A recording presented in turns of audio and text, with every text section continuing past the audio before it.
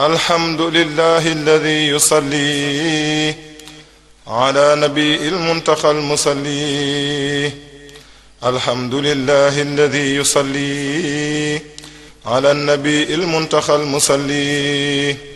صلى وسلم عليه الله في الآل والصحب ومن والاه، وأمر الأملاك أيضا بالصلاة عليه زائدا بذلك علاه.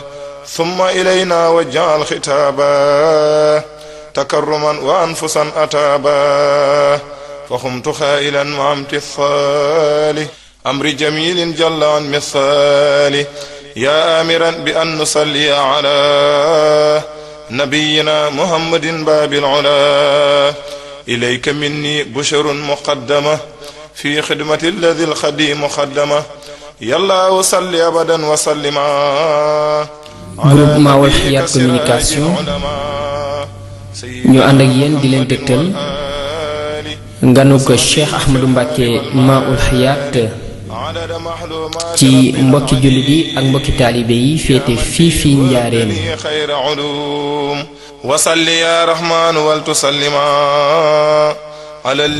ngan gi di gaawu fanweeri fan ci weeru avril ci atum 2011 diwaanu xiyaarul muridina fi xidmati xayril aalamiin di mbokki jullit yi ak mbokki taalibe yi tënku fii Njaaréem lu ko ak daayira école Kër Xaadim dalal Cheikh Ahmadou Mbacké Maoul Hayaat.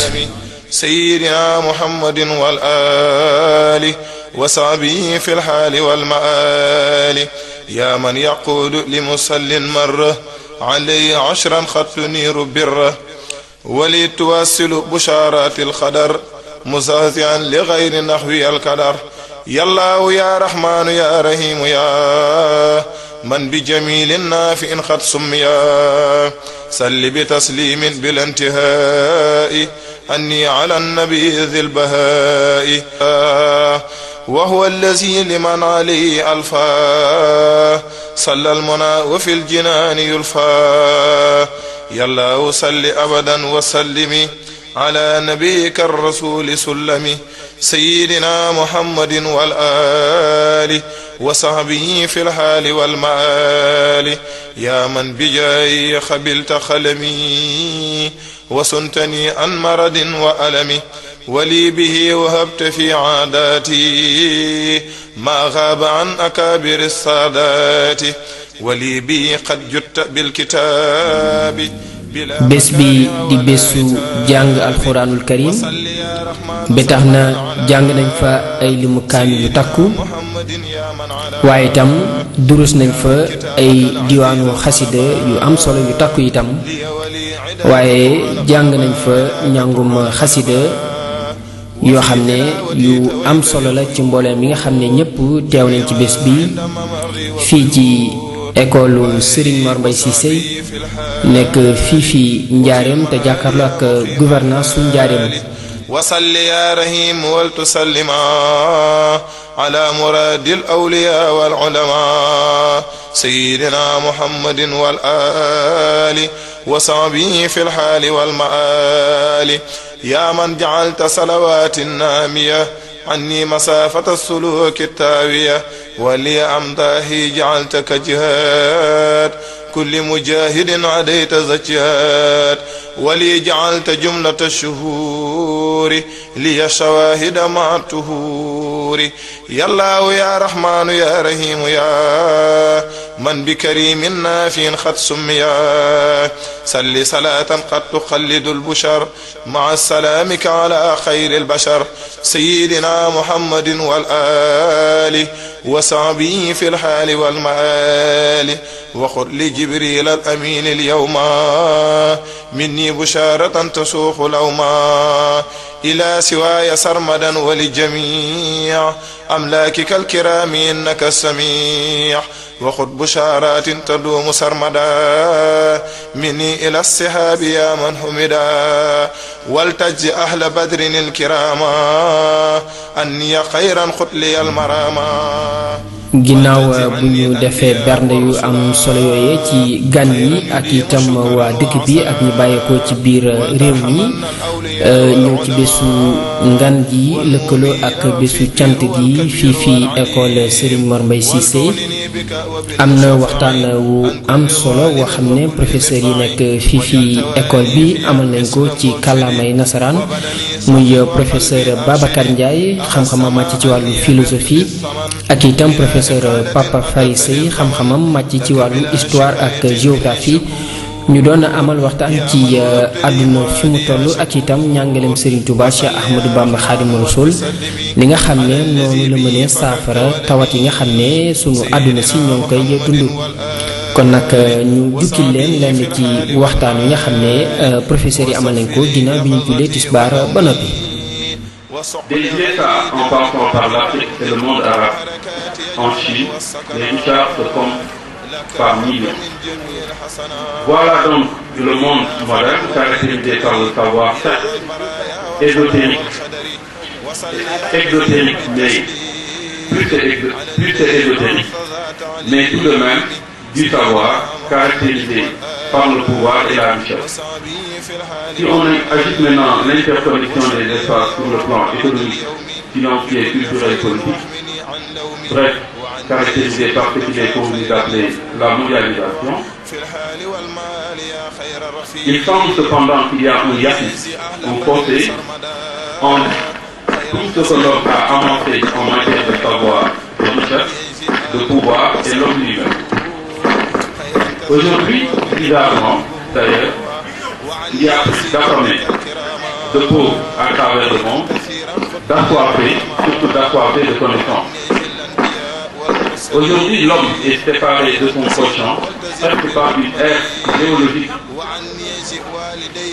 Là où toutes les richesses sur la planète auraient suffi à nourrir les êtres humains, toutes les connaissances à les abreuver. On a le sentiment que tout se dégrade, tout périclite, tout dégénère. Le bonheur semble à jamais nous quitter.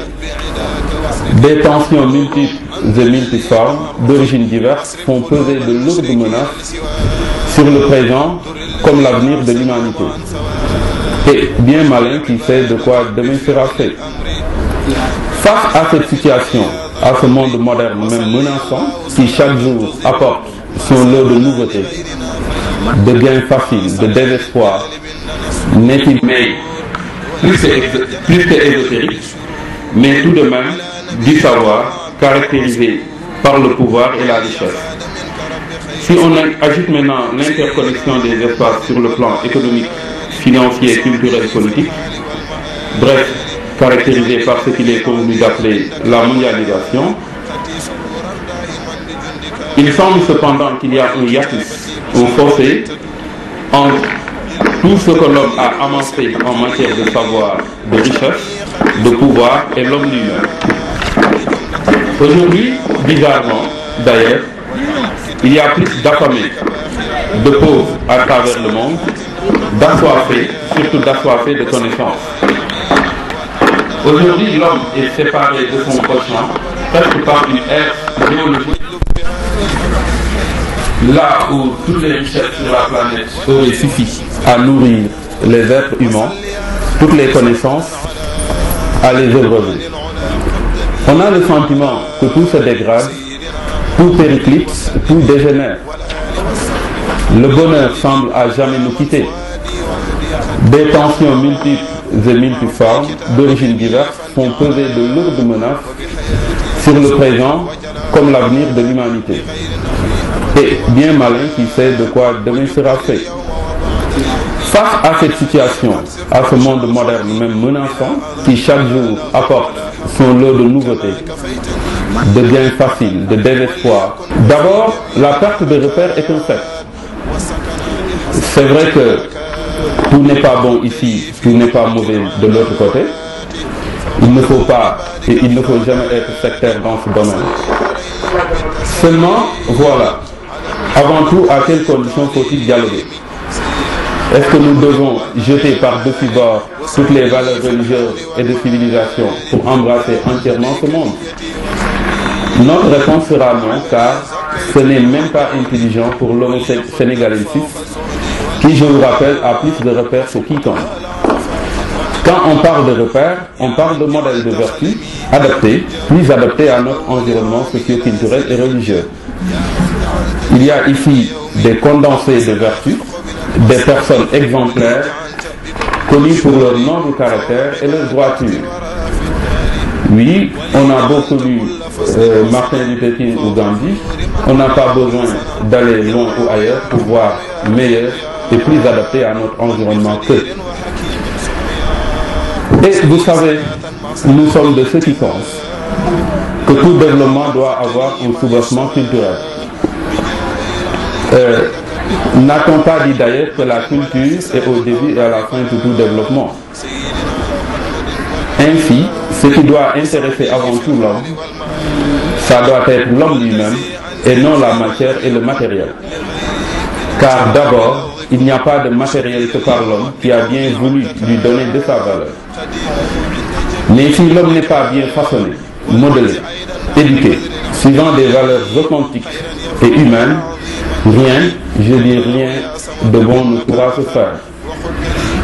En effet, c'est l'homme qui construit les villes, les véhicules, les routes, les écoles, les ponts, bref, les infrastructures. Mais si lui-même n'est pas construit, c'est-à-dire bien éduqué, suivant des valeurs, il sera le premier à détruire ce qu'il a construit. Donc la première préoccupation doit être de replacer l'homme au centre de toutes les préoccupations. Et de nos jours, les valeurs s'effritent, les repères sont aussi amovibles que le vent, pour ne pas dire simplement qu'on n'en a plus. Or, même un véhicule qui se déplace a besoin de repères. En somme, essayons d'essayer nos repères et nos valeurs, bien sûr en les adaptant au rythme du monde. Ce n'est qu'en ce moment que nous serons plus respectés parce que plus authentiques. Il faut retourner aux enseignements de quelqu'un comme Cheikh Ahmadou Bamba, dont Pape vous parlera sans doute, qui a incarné toute sa vie durant un islam authentique et rassurant, surtout pour les jeunes qui sont les principaux bâtisseurs de notre nation. Retournons aux valeurs d'honnêteté, de persévérance, de patience, de solidarité, et non aux contre-valeurs de tricherie, de magouille, de complot.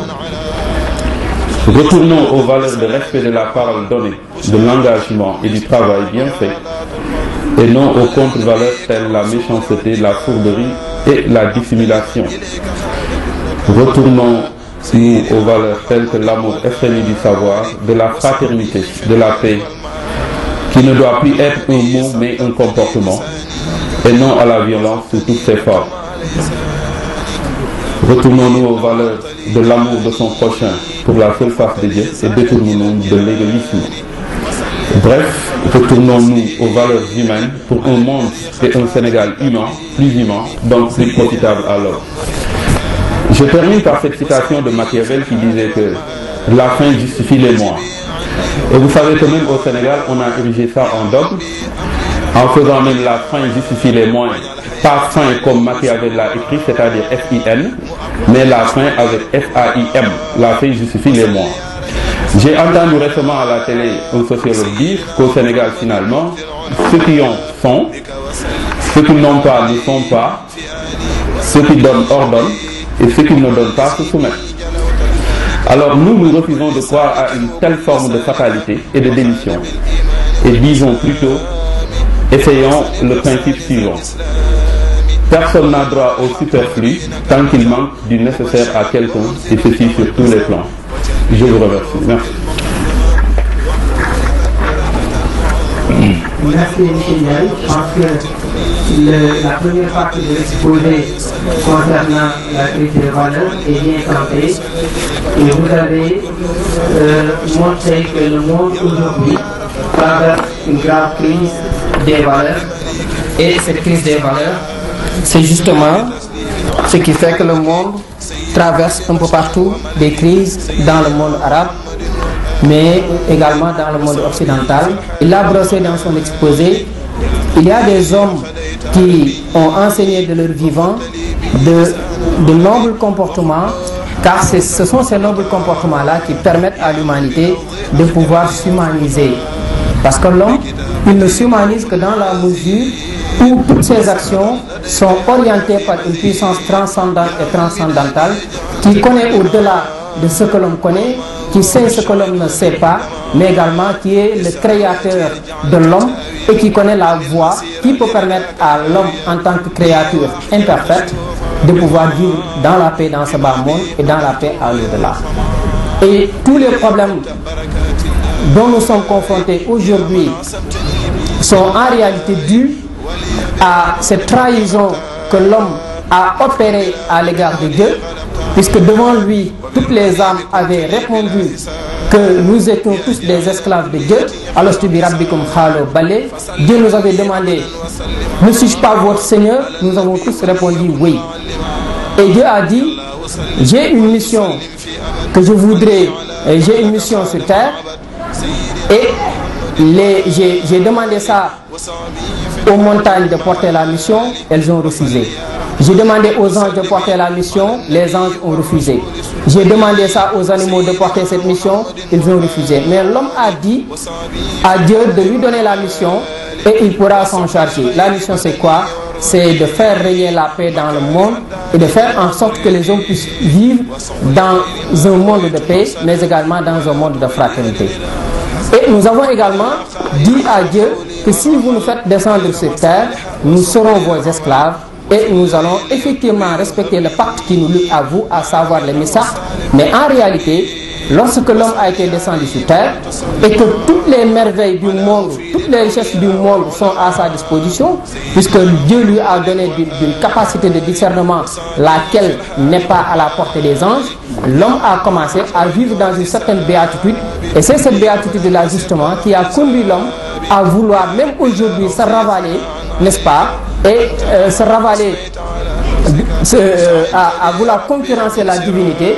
Et certains attributs de Dieu aujourd'hui sont attribués à des hommes, tels que la puissance. On dit aujourd'hui que les États-Unis constituent la première puissance mondiale. La puissance est un attribut divin.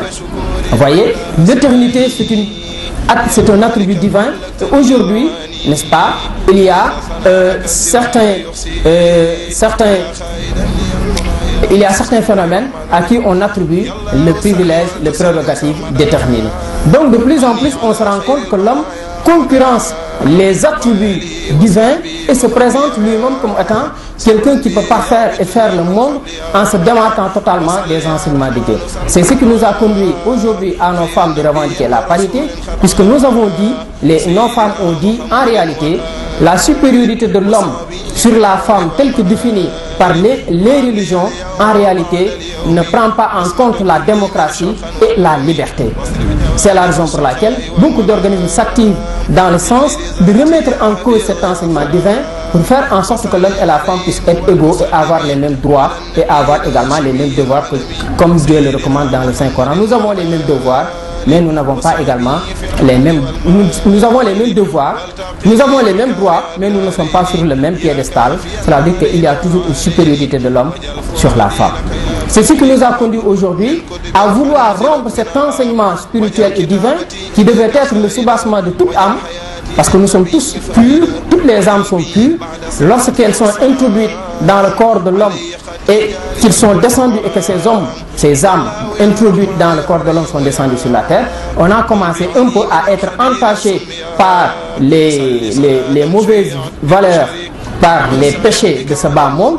Et alors, il faut à l'homme une rétrospection qui lui permet justement de pouvoir lutter contre cette âme charnelle, cette âme végétarienne qui conduit l'homme à la débauche et à la perdition.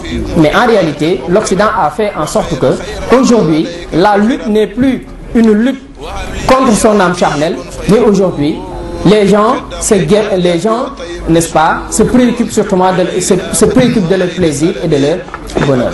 C'est la raison pour laquelle, lorsque Serigne Touba a été envoyé par Dieu sur terre, puisque avec le prophète Mohammed paix salut sur lui, Dieu dit très clairement que la prophétie est close avec Mohammed paix salut sur lui.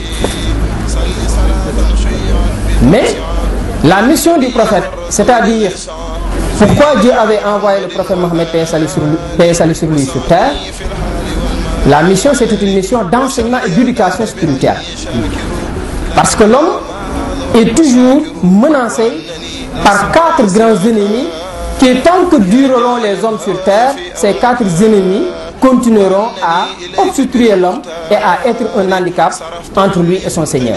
C'est des attaches terrestres, c'est des péchés qui nous conduisent à des péchés, et c'est le péché qui nous éloigne du ressentiment de Dieu, et c'est cela qui nous éloigne de plus en plus de la voie droite. Et quiconque est éloigné de la voie droite, sa future demeure, n'est-ce pas, sera peut-être, n'est-ce pas, les affres, on ne le souhaite pas. Donc, de plus en plus, on s'éloigne de ça, on s'éloigne de la lutte contre notre âme charnelle qui fait partie des ennemis de l'homme. On s'éloigne également de la lutte contre Satan qui est également un des ennemis de l'homme. On s'éloigne aussi de la lutte contre le bas monde qui est aussi un des ennemis de l'homme. Mais aussi, on s'éloigne de la lutte contre le plaisir qui est également un des ennemis de l'homme. Et voilà ces quatre ennemis de l'homme qui entachent son cœur et l'obstruent et fassent en sorte que l'homme ne reconnaisse plus Dieu, mais l'homme reconnaît lui-même et ses plaisirs. Serigne Touba a été envoyé justement parce que ces 4 ennemis dureront autant que les hommes dureront sur terre, pour justement aider les gens à retrouver le chemin du salut. Et le chemin du salut, c'est quoi? C'est le chemin du combat éternel contre ces 4 ennemis. Et quiconque est laissé contre lui-même, il finit entre les pièges de Satan, les pièges du bas monde, les pièges des plaisirs et les pièges justement de son âme charnelle. Donc c'est la raison pour laquelle, lorsqu'il a été envoyé, le cheikh a d'abord commencé à enseigner la voie de la purification du cœur, laquelle voie avait été déjà enseignée par de grands érudits tels que l'imam Ghazali. Il a repris plusieurs ouvrages de l'imam Ghazali, surtout la revitalisation des sciences religieuses, qui constitue le fondement, le fondement même de Masalik al-Jinan. Et dans Masalik al-Jinan, le cheikh nous montre le chemin que l'individu peut emprunter, peut suivre pour mener un combat contre son âme charnelle. Et de plus en plus, plus on avance dans le temps, le cheikh commence à justement entretenir un rapport direct avec les disciples, parce que l'éducation spirituelle, c'est un rapport direct entre le guide et le disciple. Mais du temps où il était à Mbacké Kadior, il ne pouvait pas le faire. Du temps où il était à Mbacké Bawol, il ne pouvait pas le faire. Et il a commencé justement à Touba. Bien même avant Touba, lorsqu'il s'est présenté au niveau de son école en disant que quiconque était simplement venu pour apprendre les sciences, il y a d'autres maîtres, mais quiconque, n'est-ce pas, est préoccupé par le chemin du combat de son âme charnelle peut rester. Maintenant, il y a quelques-uns qui sont restés et le cheikh a commencé à accomplir ce qu'on appelle la tarbiya, la guerre sainte contre son âme, qui dit que c'est la guerre la plus élevée. Elle est même plus élevée que la guerre armée, puisque combattre soi-même, c'est beaucoup plus difficile que combattre autrui, comme le dit El Hadji Omar Tall dans Ar-Rima. Mais c'était un nombre très réduit. Ensuite, à Touba, on dit qu'ils étaient au nombre de 16 disciples qui étaient avec Serigne Touba, n'est-ce pas, dans le chemin de la purification de l'âme. Et à Touba, le cheikh a fait moins de 7 ans, ou bien 7 ans et plus, et ensuite il a reçu l'ordre de Dieu de sortir de Touba, n'est-ce pas, pour aller dans sa mission qui devait justement constituer une révolution en Afrique occidentale, mais également une grande révolution dans l'islam. Ensuite, il est passé à Mbacké Kadior et il est parti. Durant tout le temps qu'il était au Gabon, en réalité, ce contact-là avec les disciples n'était pas possible. Lorsqu'il est revenu, on l'a encore exilé en Mauritanie et ce contact n'était pas possible. Lorsqu'il est revenu de Mauritanie en 1907, on l'a placé en résidence surveillée à Thiéyène. Et justement à Thiéyène, le cheikh pouvait avoir un rapport direct avec les disciples vers qui il devait faire la purification spirituelle, mais il était confronté à l'administration coloniale qui l'avait placé sous résidence surveillée. Raison pour laquelle le travail de la tarbiya, même à Thiéyène, n'était pas encore très possible, puisque les entrées étaient réglementées, les sorties étaient réglementées, et le chef n'avait pas ce dialogue et ce rapport direct avec les disciples. Mais néanmoins, il continuait à écrire des poèmes, et lesquels poèmes seraient laissés à sa postérité, puisqu'il savait justement que nul individu n'est éternel sur terre, et que le chemin de la purification de l'âme doit être éternel sur terre, puisque simplement les 4 ennemis sont éternels. Donc il a écrit pour sa postérité. Maintenant, pour ceux qui sont contemporains à lui, il les a appelés, il a dit au Gabon dans ses écrits: je suis un asile et un protecteur pour quiconque me prête allégeance. Donc je demande à tout le monde de venir auprès de moi, puisque je suis un asile et un protecteur. Je suis celui qui sauve, j'ai des grâces et des bienfaits, j'appelle tout le monde, comme l'avait fait le prophète lorsqu'il avait reçu l'ordre de Dieu de rendre publique sa déclaration. Il est allé au marché et il a dit justement: je suis l'envoyé de Dieu et que tout le monde vienne. Je suis celui vers qui tous les gens doivent tourner vers. Donc à Thione, ce n'était pas possible. Ensuite, on l'a amené à Diourbel en 1912. C'est dans ces circonstances qu'il a dit: ils ont décidé de mon exil à Diourbel en l'an 1912, du calendrier grégorien, mais s'ils savaient ce que j'allais retrouver à Diourbel, en Ndiarème, ils ne l'auraient pas décidé. Parce que justement, c'est à Diourbel où le chef a eu la possibilité justement matérielle et la possibilité technique de pouvoir avoir un entretien direct, un rapport direct avec les disciples. Et ce rapport direct-là, à partir de là, il a commencé à faire la tarbiya, à éduquer les âmes suivant la voie du sufisme, c'est-à-dire la voie de la purification du cœur. Et à partir de là, Diourbel est organisé. Il y a une grande maison qu'on appelle Kër Gu Mag. Et à côté de Kër Gu Mag, le chef avait remis des parcelles, n'est-ce pas, à ses grands disciples, tels que Serigne Mohamed Loum Diop Dagana. Si vous allez à Kër Gu Mag, vous retrouvez sa concession. Serigne Maud Adjara, vous retrouvez sa concession à Kër Gu Mag, et tant d'autres qui vivaient à côté du chef. Et qui étaient en réalité ses disciples. Cheikh Ibrahima Fall, le chef l'avait établi au quartier Kër Cheikh, qui est toujours vivant.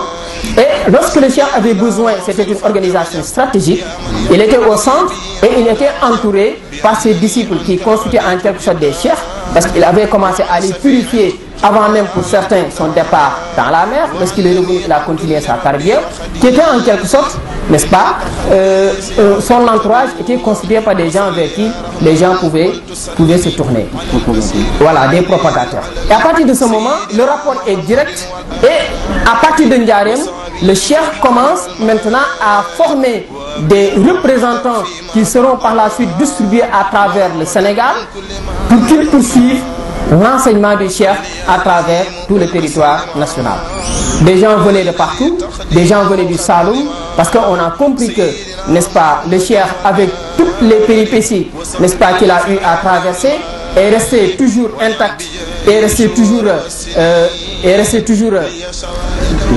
déterminé et fonctionnel dans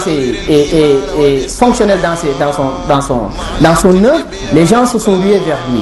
Et à partir de ce moment, la tarbiya prend de l'importance et des mercenaires sont formés et distribués un peu partout à travers le Sénégal. C'est la raison pour laquelle c'est à partir de là qu'est né des chefs qui sont des représentants de Serigne Touba, qui ont suivi la voie du sufisme et de la tarbiya, et qui par conséquent pouvaient à leur tour, n'est-ce pas, pérenniser l'enseignement de Serigne Touba qu'ils avaient reçu à Ndiarème.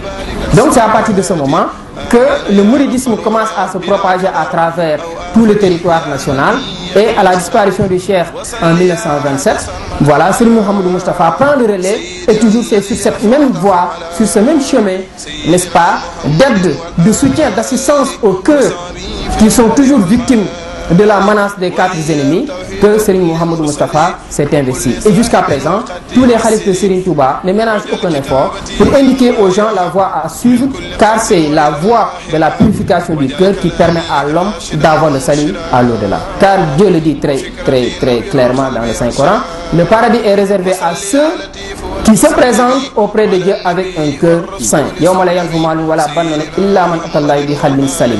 Donc Dieu ne récompense que les âmes qui se sont présentées à lui en toute pureté.